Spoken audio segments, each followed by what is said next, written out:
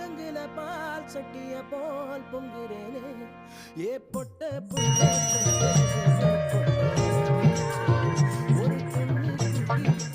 அப்பனே விநாயகா, இன்னைக்கு எனக்கு அங்க கேக்கு கூட வெட்டாம உன்னை பார்க்க வந்திருக்கலாம். என்ன காரணம்? வினதீப்பான் விநாயகன் ஊரெல்லாம் சொல்லி நான் கேள்விப்பட்டேன். இன்னைக்கு நான் வெளியே போறப்ப எந்த வினையும் எந்த வில்லங்கமும் என் எதுக்க வராம நீதான் என் கூடயே இருந்து காப்பாற்றணும். இது என் உத்தரவு. மீறின கடுப்பாயிருவேன். என்ன கோயில காணா? என்னடா அதிசயம்?